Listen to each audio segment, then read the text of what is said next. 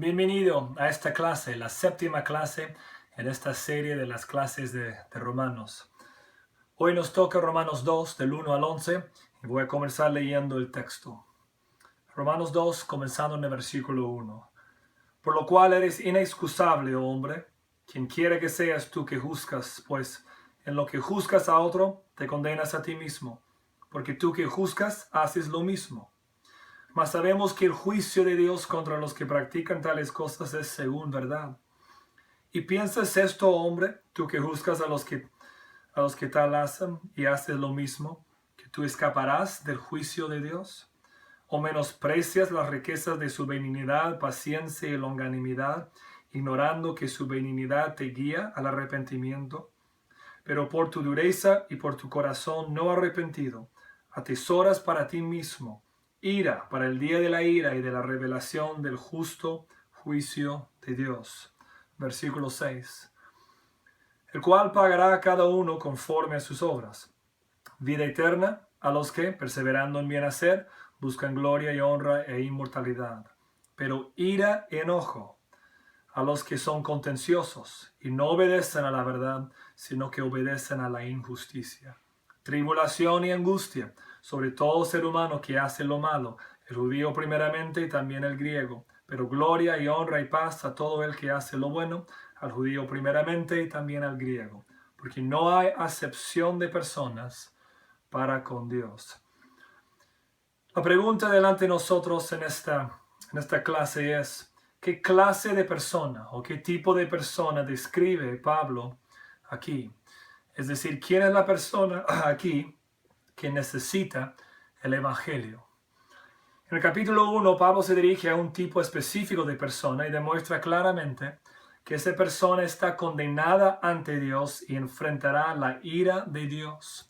En el capítulo 2, Pablo se dirige a un tipo de persona muy diferente, pero rápidamente nos mostrará que esta persona también tendrá que enfrentar la ira de Dios. Es decir, dos clases de personas, dos clases distintas, pero ambas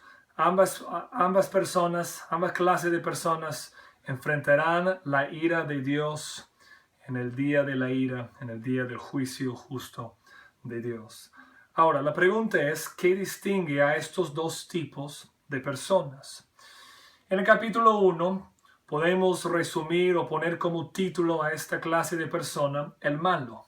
Esta persona es la persona que no quiere nada que ver con Dios, que quiere solamente ir a su pecado, disfrutar su pecado, ve la creación de Dios, rechaza esa revelación de Dios, no llega a la conclusión correcta que Dios existe y que Dios un día juzgará, y rechaza la revelación de Dios.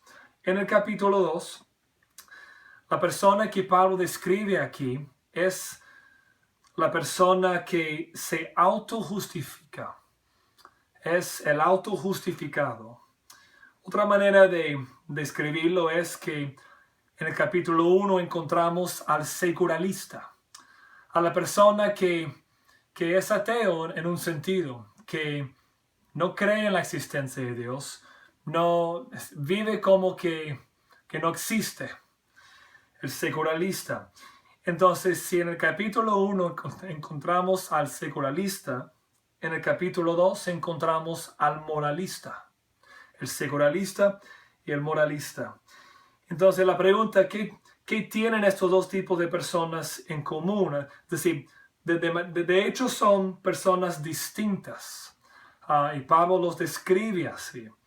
Pero hay algo que Pablo quiere enfatizar aquí, y es que hay dos cosas específicas que estas dos clases de personas tienen en común. Uno es que ambos no tienen excusa delante de Dios. Mira el versículo 20 del capítulo 1, Romanos 1, versículo 20. Porque las cosas invisibles de Él, su eterno poder y deidad de Dios, se hacen claramente visibles desde la creación del mundo, siendo entendidas por medio de las cosas hechas, de modo que no tienen excusa. El secularista, que no quiere nada que ver con Dios, dice que no cree en su existencia, o al menos vive como que no exista. Dios dice, esta persona no tiene excusa. La creación habla de la existencia de Dios y habla de la moralidad de Dios. Entonces la conclusión correcta es que habrá un juicio más adelante. No tiene excusa. Pero mira ahora capítulo 2, versículo 1. Por lo cual eres inexcusable. Y ahora se dirige a la persona, al moralista, a la persona que quiere autojustificarse y los pone ambos bajo la misma situación que no tienen excusa. Ahora, la segunda cosa que estas dos clases de personas tienen en común es que ambos enfrentarán la ira de Dios. Romanos 1, versículo 18. Porque la ira de Dios se revela desde el cielo contra toda impiedad e injusticia de los hombres que detienen con injusticia la verdad. El secularista, aunque dice que Dios no existe y que no habrá un juicio, Pablo aclara aquí que el contrario es correcto, que un día habrá un juicio, que esta persona tendrá que enfrentar la ira de Dios. Ahora mira capítulo 2, versículo 5. Ahora hablando del moralista, de la persona que sí cree en la existencia de Dios. Cree en la existencia y la verdad de una ley moral. Pero mira el versículo 5, pero por tu dureza y por tu corazón, hablando del moralista, del que se autojustifica, por tu dureza y por tu corazón no arrepentido, atesoras para ti mismo ira. Entonces, ni el secularista ni el moralista tiene excusa, ni el secularista ni el moralista, o ambos, tanto el moralista, el secularista como el moralista, enfrentarán la ira de Dios. Ahora, quiero ir del versículo 1 hasta el versículo 5, viendo esta descripción que Pablo da en cuanto al moralista autojustificado, el moralista que se autojustifica. Versículo 1. Por lo cual eres inexcusable, hombre, quien quiera que seas tú que juzgas. Ahí podemos comenzar a darnos cuenta de cómo es esta persona. Es una persona que juzga a otros. Inmediatamente Pablo viene y lo confronta, pues en lo que juzgas a otro, te condenas a ti mismo. ¿Por qué? Porque tú que juzgas, haces lo mismo. Esta persona, el moralista, tiene una preocupación por la justicia y la observancia de la ley de Dios.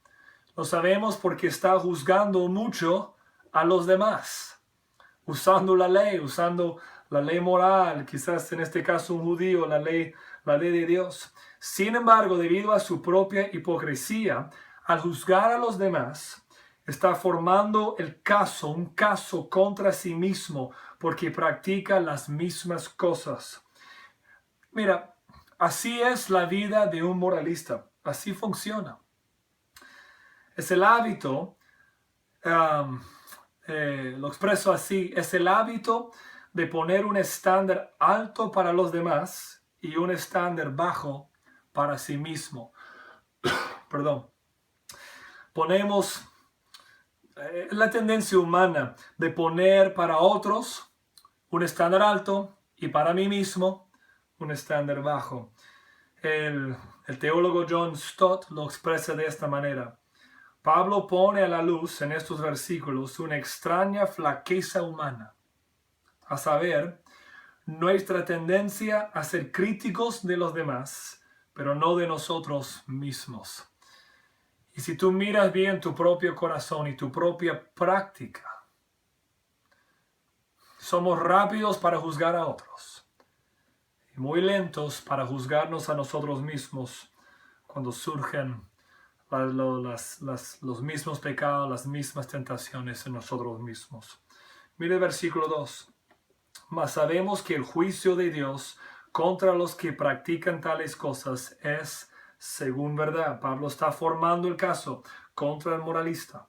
El juicio de Dios cae correctamente sobre aquellos que practican la impiedad. Y por si acaso, Pablo tiene en su mente que cuando habla de los que practican tales cosas. Solo hay que volver unos versículos al capítulo 1, versículos 29 y 30, donde Pablo da una lista larga de lo que es la impiedad, esas tales cosas que el impío, que el malo hace.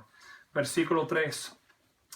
Y piensas esto, oh hombre, dirigiéndose otra vez al moralista, tú que juzgas a los que tal hacen y haces lo mismo, que tú escaparás del juicio de Dios.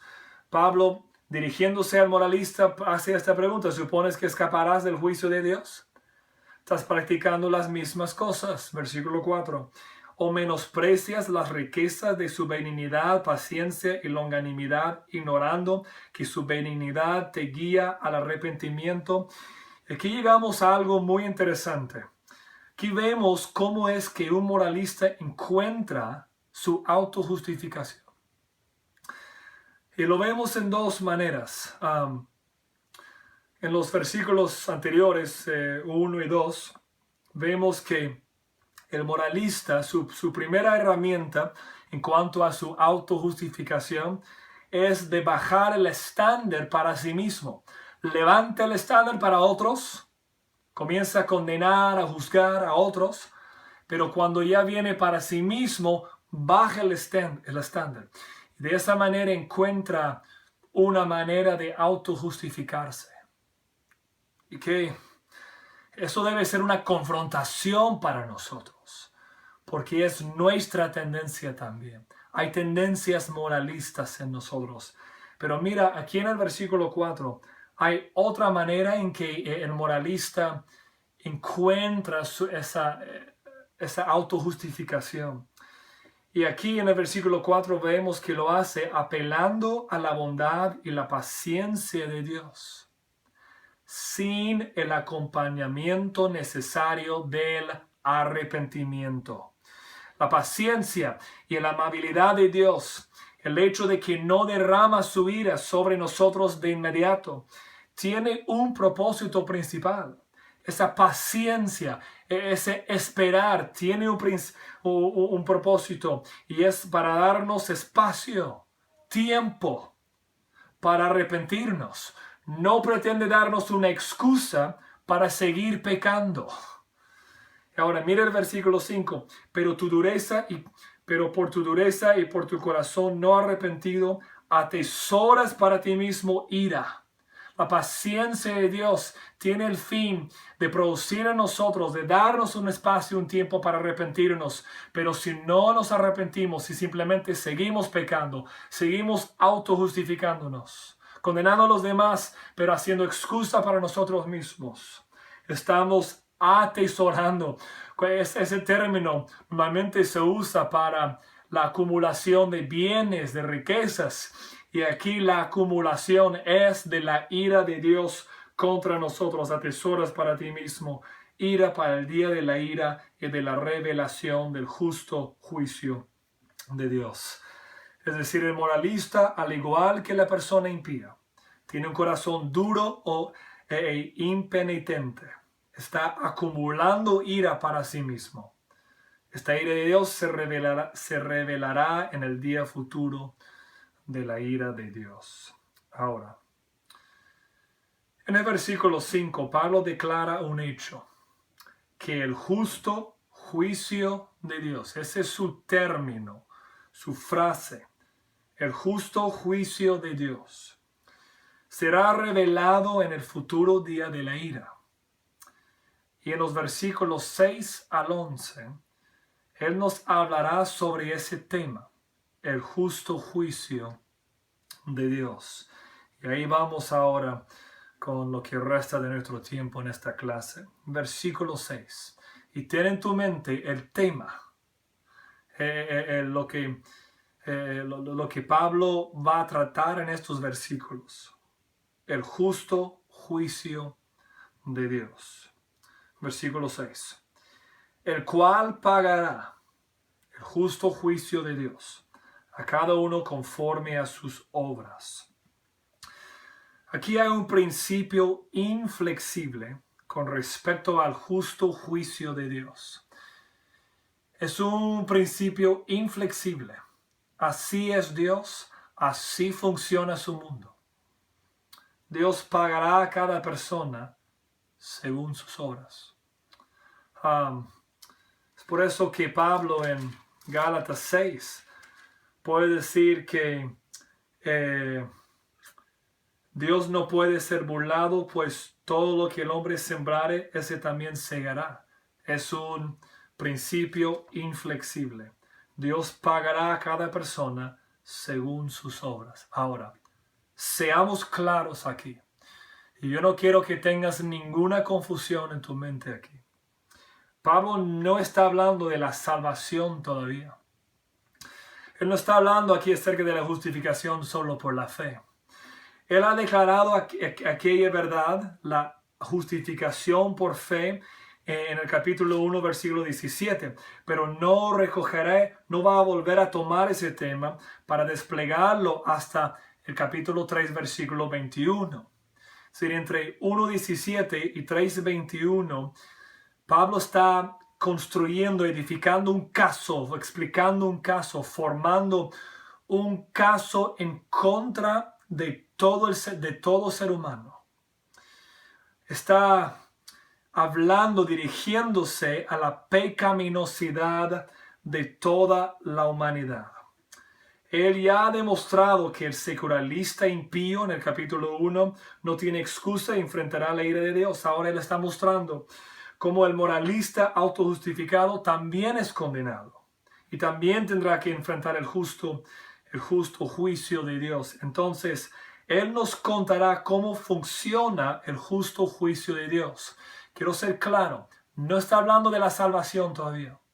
Está hablando de cómo funciona el justo juicio de Dios. Ahora, quiero darles algunos puntos claves aquí. Uno, este juicio está todavía en el futuro. Pablo está hablando aquí de un día futuro, de lo que él titula el día de la ira de Dios. Otro punto clave aquí. Este juicio será público.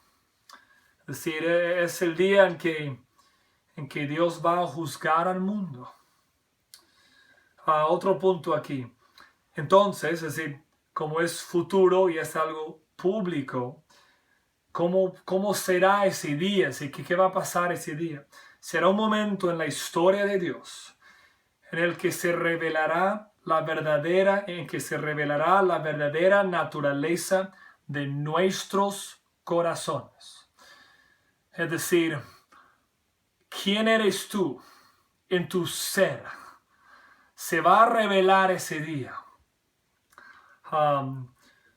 Si realmente eres una nueva creación, una nueva criatura, por la conversión a Cristo, por lo que Dios ha ido formando a Cristo en ti. Si eres tú una persona convertida a Cristo, eso se va a revelar ese día. Si eres una persona que siempre ha resistido a la revelación de Dios y su salvación solo por fe, eso se va a revelar también en ese día. No importa si eres las distinciones entre el secularista que rechaza por completo toda la revelación de Dios, o si eres un moralista que por un lado quiere la ley de Dios, pero es solo una autojustificación. No ha cambiado nada en tu corazón. No importa en qué rubro te encuentras. En ese día solo hay un rubro para los que han rechazado a Dios y a su evangelio. John Stott otra vez lo expresa así. La presencia o ausencia de una fe salvadora en nuestro corazón se dará a conocer por la presencia o ausencia de buenas obras de amor en nuestra vida. Es decir, si en tu vida hay la presencia de verdaderas buenas obras motivadas por amor verdadero, amor a Dios y un verdadero amor al prójimo, eso se va a revelar ese día. Si no, si hay una ausencia de aquella evidencia, eso también se va a revelar ahí. Voy aquí a Santiago 2, versículo 18. Pero alguno dirá, tú tienes fe y yo tengo obras. muéstrame tu fe sin tus obras, yo te mostraré mi fe por mis obras. Es decir, en ese día, la fe verdadera se va a revelar. Se va a revelar si la tienes o si no la tienes, por las obras de amor verdadero que ha habido en tu vida. Por eso Pablo puede decir en Gálatas 5:6, porque en Cristo Jesús ni la circuncisión vale algo, no importa si eres judío, ni la incircuncisión, si no eres judío, sino que lo que vale, vale la fe que obra por el amor. ¿Cómo sabemos que hay verdadera fe? Lo sabemos por la evidencia del amor que obra, el amor que se revela por lo que hacemos, cómo tratamos a otros, cómo seguimos a Dios, cómo amamos a Dios, etc.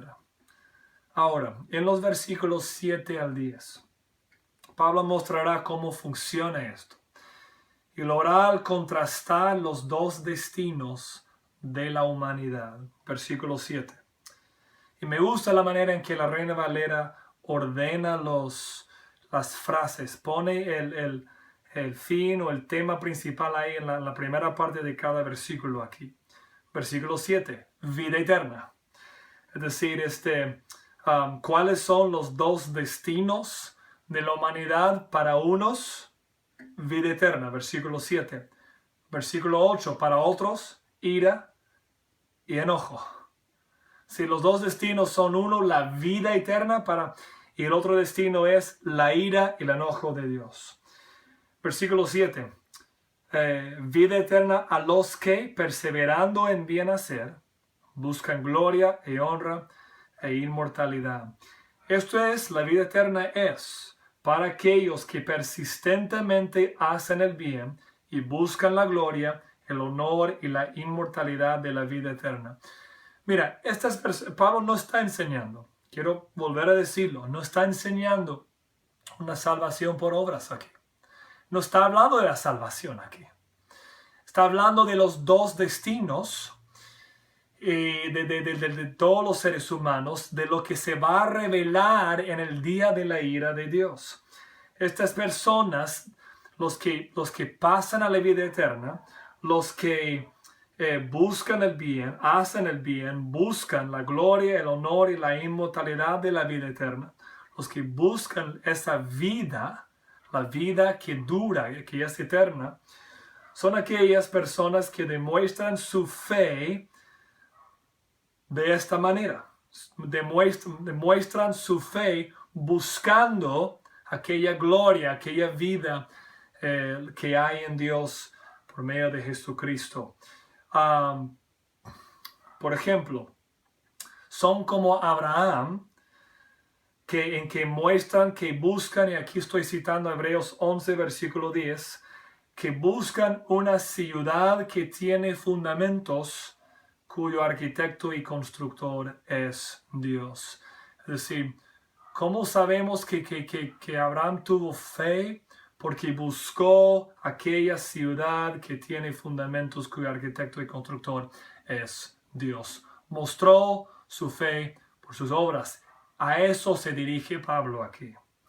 Por si acaso, en el versículo 10, vemos algo, Pablo lo expresa en otros términos, pero gloria y honra y paz a todo el que hace lo bueno, al judío primeramente y también al griego. Ahora, queda el otro rubro. No los que van a la vida eterna, sino los que van hacia la ira y el enojo de Dios. Versículo 8. Perdón. Pero ira y enojo a los que son contenciosos. Y ese término, por si acaso, habla de uno que es egoísta, que solo piensa en sí mismo.